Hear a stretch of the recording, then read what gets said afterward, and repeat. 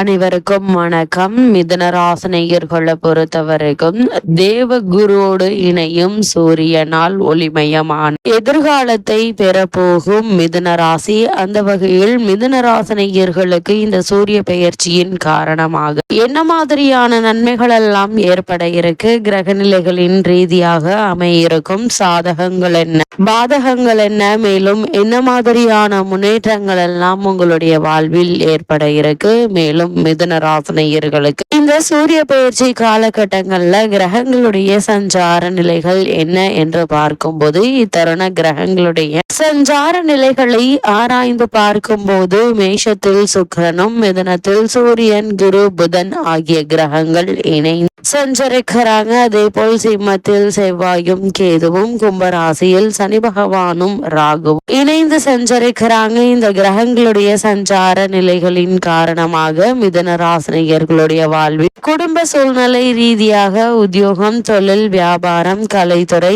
அரசியல் துறை, மாணவ மாணவிகள், விவசாய துறையினர், பெண்மணிகள் என அனைவருக்குமே என்ன மாதிரியான நன்மைகள் எல்லாம் ஏற்பட இருக்கு என்பது குறித்தான முழுமையான பதிவை தான் இந்த வீடியோல நம்ம விரிவா பார்க்க போகிறோம். அதற்கு முன்னாடி சூரிய பகவானை பற்றி சற்று விரிவாக தெரிந்து கொள்வோம். அந்த வகையில ஒருவருக்கு பணவரவு, பதவி உயர்வு தரக்கூடிய ஒரு வழிபாடா இந்த சூரிய வழிபாடு அமைஞ்சிருக்குதுங்க. அதாவது சூரிய பகவானை உலகில் உள்ள அனைத்து உயிர்களுக்கு ஆற்றலை தரக்கூடியவர் ஆவார். ஆதித்யன், ரவி, பாஸ்கரன், கதிரவன், நித்ரா உள்ளிட்ட பல பெயர்களால் இவர் அழைக்கப்படுகிறார். இந்து மதம் மட்டுமின்றி புத்தம் மற்றும் ஜெயின மதத்தினரும் சூரியனை தெய்வமாக வழிபடும் வழக்கத்தை கடைபிடிக்கிறார்கள். 7 குதிரைகள் பூட்டிய ரதத்தில் பவனி வரும் சூரிய பகவானின் இயக்கத்தை அடிப்படையாக கொண்டு மாதங்கள் கணக்கிடப்படுகின்றன. சூரிய பகவானை நாம்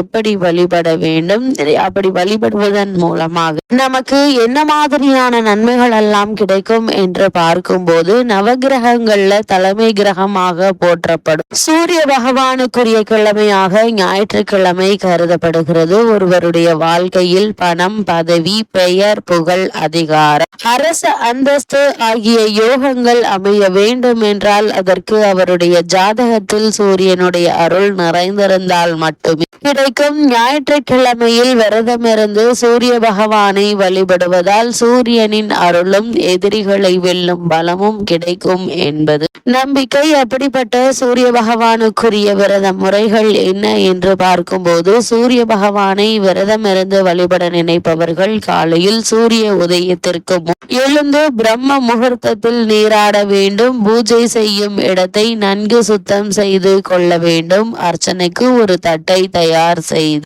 அதில் கொஞ்சம் அரிசி, குங்குமம், சிவப்பு நிற மலர்கள், ஏதேனும் ஒரு பழம் ஆகியவற்றை வைத்துக் கொள்ள வேண்டும். விளக்கை ஏற்றிக்கொண்டு அதை சூரியன் உதிக்கும் திசை நோக்கி வைத்து ஒரு சிறிய சொம்பில் தண்ணீரை எடுத்து சூரிய பகவானை நோக்கி வழிபட்டு கொண்டு அந்த அர்ச்சனை தட்டின் மீது தீர்த்தம் போல தெளிக்க வேண்டும். பூஜை முடிந்தவுடன் நீங்கள் சாப்பிட வேண்டியது ஏதேனும் இனிப்பு வகையாக இருக்க வேண்டும். குறிப்பாக வெல்லம் சேர்த்து செய்யப்பட்ட இனிப்பை சாப்பிடலாம். அதன் பின் மாலை வரை தண்ணீர், பால் தவிர வேறு எதுவும் சாப்பிடக்கூடாது. காலை முதல் மாலை வரை சாப்பிடாமல் விரதம் இருந்துவிட்டு மாலையில் சூரிய அஸ்தமனத்திற்கு முன்பாக சாப்பிட்டு விட வேண்டும். ஒருவேளை சூரிய அஸ்தமனத்திற்கு முன்பாக சாப்பிடவில்லை என்றால் கட்டாயம் அன்றைய நாள் முழுக்க சாப்பிடக்கூடாது. அடுத்த நாள் காலை சூரிய உதயத்திற்கு பின்னர் தான் சாப்பிட வேண்டும். அப்படிப்பட்ட சூரிய வழிபாட்டின் பலன்கள்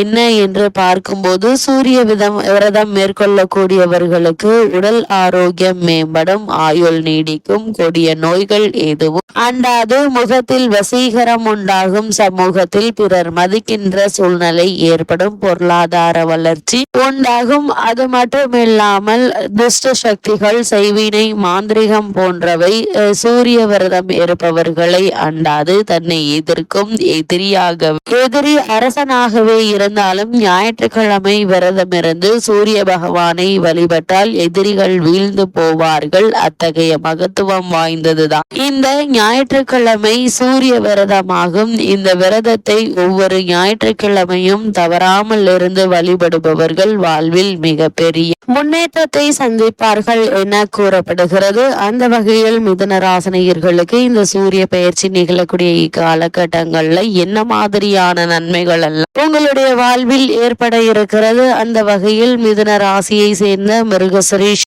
3ஆம் பாதம் முதல் திருவாதிரை புனர்பூசம் 3ஆம் பாதம் வரை உள்ள நட்சத்திரக்காரர்களுக்கு என்ன மாதிரியான நன்மைகள் எல்லாம் ஏற்பட இருக்கு என்று பார்க்கும்போது, இந்த சூரிய பயிற்சி தருணங்கள்ல ராசிநாதன் ஆட்சி பெற்றிருக்கிறார். அது மட்டும் இல்லாமல் உங்களுடைய ராசிக்கு 11ஆம் இடத்தில் சுக்கிரன் இருக்கிறாருங்க. 3ஆம் இடத்தில் செவ்வாய் கேது வலிமையோடு இருக்கிறார்கள். பாக்கியஸ்தானத்தில் சனி ராகு இருப்பது ஓரளவு வலிமையான அமைப்புகள் என்று தாங்க சொல்ல வேண்டும். இத்தருணங்கள்ல நீங்கள் என்ன மாதிரியான முயற்சிகளை நீங்கள் மேற்கொண்டால் அவற்றில் உங்களுக்கு நிச்சயம் வெற்றி கிடைக்கும் என்பதை கிரக நிலைகள் மீண்டும் மீண்டும் அறிவுறுத்தது. மேலும் எதிர்பாராத பல முன்னேற்றங்களை நீங்கள் இந்த சூரிய பயிற்சி காலகட்டங்களை நீங்கள் தாராளமாக எதிர்பார்க்கலாங்க. காரணமே இல்லாமல் உங்களுக்கு மறுக்கப்பட்டு வந்த ஊதிய உயர்வு, பதவி உயர்வு, உத்தியோகத்தில் கிடைக்க வேண்டிய சலுகைகள் ஆகியவற்றை தற்போது நீங்கள் தாராளமாக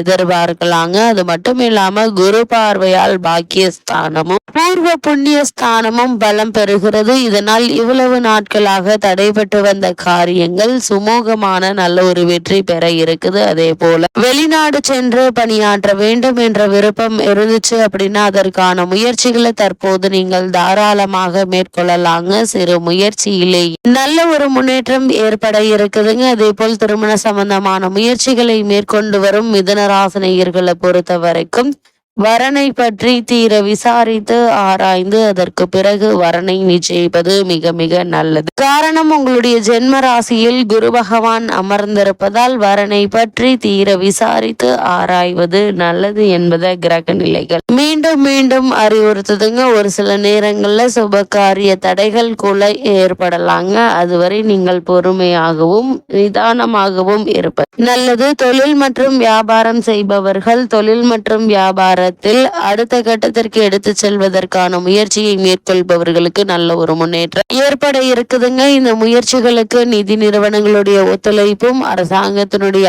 ஆதரவும் கிடைக்க இருக்கு என்பதை கிரக நிலைகள் தெளிவுபடுத்துது. உத்தியோக காரணமாகவோ அல்லது மற்ற காரணங்களுக்காகவோ குடும்பத்தை விட்டு பிரிந்திருந்தவர்களும் கூட ஒன்று சேர இருக்கீங்க. காதல் திருமணத்திற்காக இரு வீட்டாருடைய சம்மதத்தை நாடி இருக்கு. இளைஞர் மற்றும் இளைஞர்களுக்கு சற்று பொறுமை நீங்கள் காத்திருக்க வேண்டிய அவசியம் இருக்குதுங்க. அது மட்டும் இல்லாம மிதுன ராசினியர்களை பொறுத்த வரைக்கும் ஜென்ம குருவை நீங்கள் மறந்துவிட வேண்டாம். சூரியனும் இருப்பதால் அதிக அலைச்சல்கள் உண்டு. ஜென்ம ராசியில் சூரிய பகவானும் சஞ்சரிப்பதால் உடலில் உஷ்ண சம்பந்தமான உபாதைகள் ஏற்படுவதற்கான வாய்ப்புகள் இருக்கு. அதனால் சிறு உடல் உபாதை என்றாலும் கூட உடனே மருத்துவரிடம் அணுகி அதற்கான சிகிச்சை எடுத்துக்கொள்வது மிக மிக நல்லதுங்க. அது மட்டும் இல்லாம சுபகாரிய முயற்சிகள்ல குழப்பங்கள் ஏற்படலாம். உறவினர்களிடம் ஒற்றுமை குறையலாங்க. அதே போல் சிலர் இருக்கும் வேலையை விட்டு வேறு வேலை தேடலாமா என்று நினைப்பீங்க. இது மாதிரியான அவசரமான சூழ்நிலையை நீங்கள் சந்திக்க வேண்டாம். பொறுமையாக இருப்பது நல்லது. இப்பொழுது விபரீதமாக எந்த முடிவும் எடுக்க வேண்டாங்க. சற்று பொறுமையோடு இருப்பதே நல்லது என்பதை கிரக நிலைகள் மீண்டும் மீண்டும் அறிவுறுத்ததும் மிதுன ராசினியர்களுக்கு கிரக நிலைகளின் ரீதியாக கூறப்படும் பரிகாரம் என்ன என்று பார்க்கும்போது, இந்த சூரிய பயிற்சி காலகட்டங்கள்ல மிதுன ராசினியர்களான நீங்கள் லட்சுமி நரசிம்மரை வணங்குங்க. எண்ணற்ற நன்மைகள் உங்களுடைய வாழ்வில் ஏற்படும் என்பதை கிரக நிலைகள் தெளிவாகவும் உறுதியாகவும் எடுத்து காட்டுது.